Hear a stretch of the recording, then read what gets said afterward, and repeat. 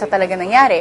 Tapos, paabutin mo sa punto na ang testigo mo rin, binabasa lang yung sunulat ng ibang tao. So, it can really be very, very far kung ano talaga dun sa nangyari doon sa deliberations. And siguro, I'll address din yung point ni Congressman Quisino na yung resolution ng Korte Suprema, ito yung reiteration lang nung isa pang internal rules of the Supreme Court na in-issue noong May 2010 pa na ang Chief Justice pa natin noon ay si Chief Justice Puno. At yun kasi doon nakalagay na confidential ang lahat ng deliberations ng Korte Suprema because they're considered executive sessions in nature. Ibig sabihin para hindi matakot ang mga justices na habang deliberations ay sabihin nila yung mga kanilang opinion at pananaw na hindi sila pwedeng makritisismo based on that. Like meron ho tayong isang justice na doon sa kanyang mga isang opinion na sinulat, sinabi niya, ako nga minsan I take two sides just to see how ridiculous yung mga positions that other people can take or yung magiging pananaw ng ibang tao. And syempre, pag nabuksan to sa ibang mga tao, lalo na sa mga litigante, pwede sila makriticize based on this and magkakaroon ng chilling effect yung sinasabi nila among the justices na matatakot sila na, nako, baka pag binasa ng ibang tao ito, hindi na sila makaka-express freely habang deliberations. Because ang basis naman talaga dito, tuwing magbabasa ka ng opinion, ay dapat yung batas. And yun, for us, yung Article 7, they can prove this in other ways by just looking at the merits of the case, kung ano ba talaga yung nasa batas. Kung makikita nilang wala talagang basihan sa batas, then you can look at ano yung vote ni Chief Justice Corona, ano yung naging opinion niya, and then, of course, kung sinasabing yun that would be an impeachable offense by itself, then how about the other justices who also voted to issue the TRO? Attorney Jimeno, yes, Congressman. Pero ang problema kasi dito, masyadong in-expand ng Korte Suprema yung sinasabi nilang deliberative processes. Like for example, simpleng logbook. Ang hinihingi natin yung logbook, kung kailan ba pumasok yung requirements, kung kailan in-issue yung TRO. Pati ba naman logbook eh, hindi ibibigay sa impeachment court. Yung testigo ng dalawang clerk na yung process servers na nag-abot o nag-serve ng TRO sa Department of Justice. Eh pati ba naman yun, hindi pwedeng malaman kung sino nag-utos sa kanila. Whether malaman natin sino nag-utos na i-extend yung office hours to accommodate itong requirements ng dating Pangulong Arroyo. Pati ba naman yun, sasabihin nilang deliberative process yun. So, in effect, ang nangyayari dito, parang kino-cover up ng Supreme Court si Chief Justice Corona by preventing these kinds of informations. And ito naman, tapos na yung decision dyan nangyari na yan Gusto lang natin malaman sino ba nag-utos. Sino ba nag-utos kay Maidas Marquez? Na sabihin na in-effect pa yung TRO, yun pala, hindi. Wala naman yun sa dokumento That's why, again, hindi lang yung impeachment court ang nawawala ng karapatan dito, yung mismong mamamayan. Because we would like to know, paano ba talaga ginagawa yung mga desisyon sa Korte Suprema? I think we have a right to know. Kasi yung processes sa Kongreso, alam natin ano nangyayari, ganun din sa executive. Pero masyado mang espesyal ang Korte Suprema na hindi natin pwede malaman. Especially, hindi naman tayo ordinaryong kapulungan dito. This is the impeachment trial, impeachment court. Tingin namin, dapat bigyan naman ng pagkakataon ng impeachment court to see the truth, to see the facts, to know what actually happened. At wag yan itago, wag yan ikubli doon sa sinasabing prinsipyo ng deliberative yan o pre-decisional. Attorney Jimeno, meron pong isa sa mga senator judges na nagmungkahi na magpadala na lang kay Justice Sereno nitong written interrogatory. Ano pong plano ng depensa sakali pong payagan itong pagpapadala nga nitong written interrogatory? Well, yung written interrogatories kasi under our rules of court, normally bawat parties, yung mga partido ang humihingi nito, either yung prosecution or defense. So it's very unusual na yung isa sa mga senator judges ang hihingi nito. It's unusual in any case na judge, yung husgado, ang nag-request nito. For us, ang magiging problema dito would be that old-standing internal Supreme Court resolution nga ng procedure nila na they need the authorization of the court. And I agree with Congressman Casino na dapat hindi nga itago ito kung ang kailangan ay yung transparency, yung katotohanan. But I think, in this case, hindi naman absolute yung prohibition eh.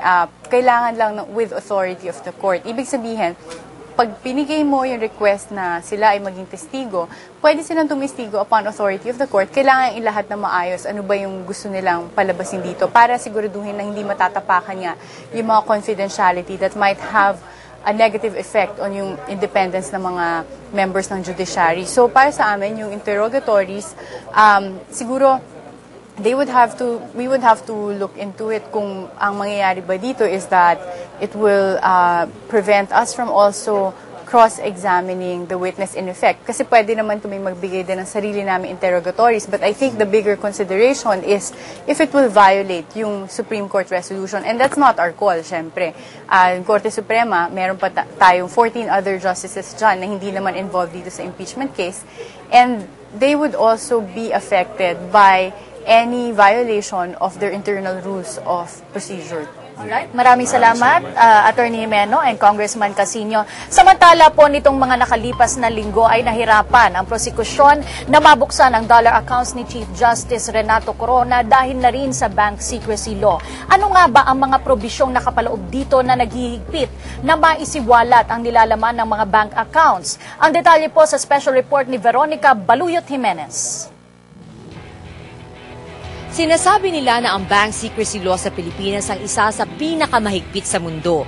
Dahil dito'y napakahirap silipin ng mga bank accounts ng mga criminal suspects at mga tiwaling opisyal.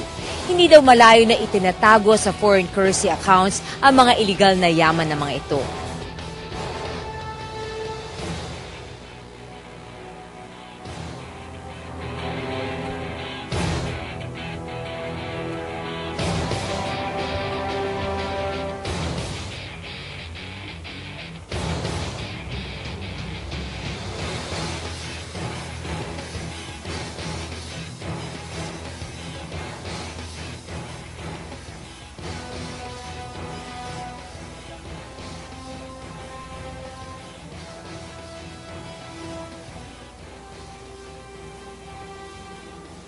Sa Pilipinas, napakatalamak ng corruption. E di yung mga corrupt officials natin, ilalagay lang nila sa foreign currency account yung kanilang ninakaw, hindi na mabubulatlat.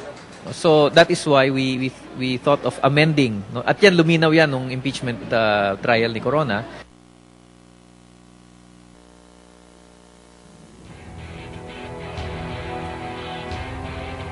Ang gusto lang namin, tratuhin yung foreign currency deposits as we would regular peso accounts. So ang nilagay namin, it is still considered of an absolutely confidential nature. But in cases of impeachment or upon order of a competent court, in cases of bribery or dereliction of duty of public officials, or cases where money deposited or invested is the subject matter of the litigation, pwedeng buksan. Ang importante lang, dadaan sa korte. So there needs to be a court order.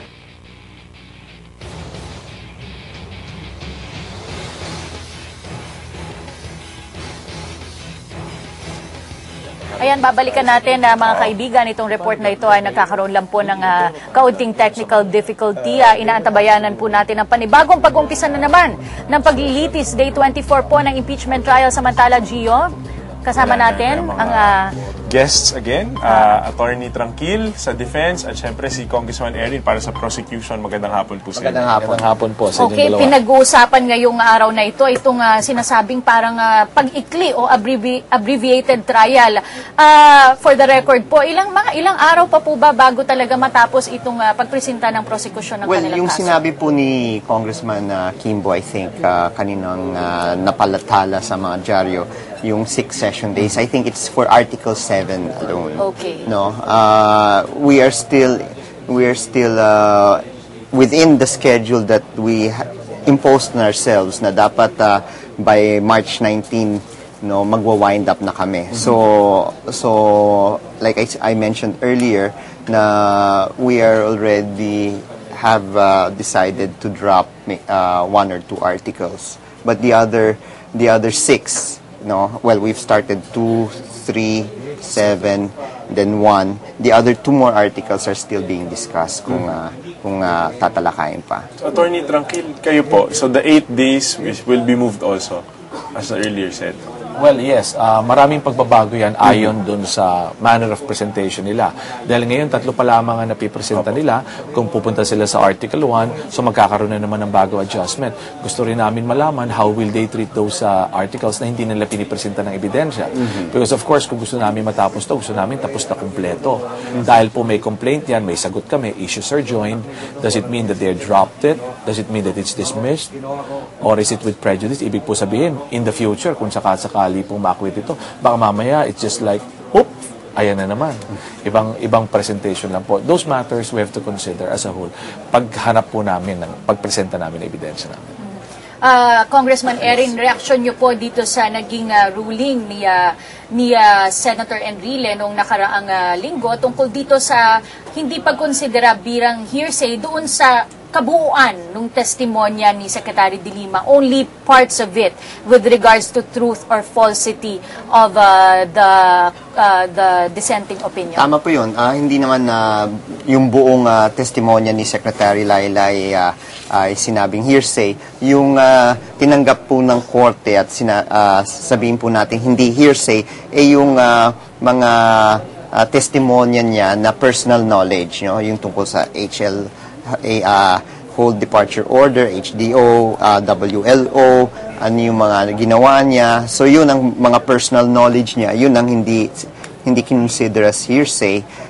Yung kinonsider as hearsay ay yung narration with regard to yung dissenting opinion ni Justice Sereno. Pero kailangan maging maliwanag rin, yung tinutukoy naman po dito ay yung proseso kung paano umabot sa boto, no, yung TRO. At ito naman ay mababasa sa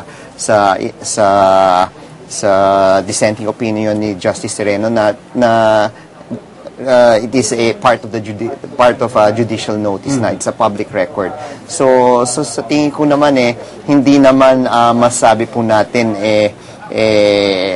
hindi puntos para sa prosecution, pero na buksan po namin yung mga mata ng ating impeachment tribunal sa nangyari sa proseso.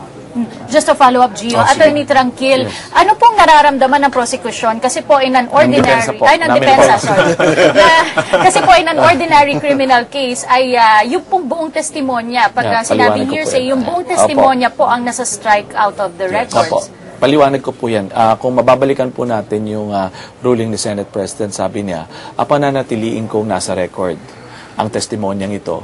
But as to the truthfulness or falsity nito, ng mga nasabi na which has no personal knowledge, ay tatrato ko itong hearsay. Yun po yun. Ano po bang ibig sabihin nito? Pag sinabi niyang pananatilihin sa record nito, ibig sabihin, nag-narrate ka, di pabayaan natin nandyan, pero po yung ruling niya doon, ano ibig sabihin ng truthfulness or falsity?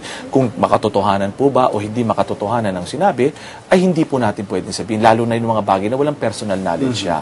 So, kung kasi po yan, palagi ko kasama na rin yung parang courtesy ng isang ahensya sa isang branch ng government, dahil kasi kung sabihin niya strike out, para namang sinabi natin na umupo ang isang mataas na may katungkulan sa gobyerno, tapos sabihin, wala naman, tanggalin na natin. Siguro nandun, hindi naman kasi makaka-harm ho na nasa journal naman yun Ang maimportante po, ang maliwanag doon is, it's hearsay. That enough tells us kung ano naging halaga nung testimonyang iyon.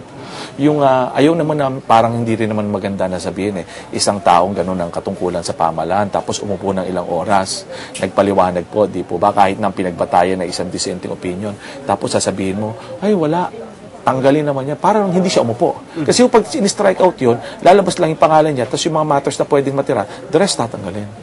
Ganun po mangyayari yun. So sa tingin ko, kasama na rin yun yung paggalang doon sa nakaupo, doon sa public officer na yon. Pero po ang maliwanag na maliwanag, ito'y sinabi lang hearsay. Attorney Tranquil, nag-rule na nga po ang Senate Impeachment Court na bawal isubpina ang justices. So, balit, nasa witness list nyo nga po na may 2 to 3 justices po kayong nilagay. Pumayag na po ba silang mag-testify?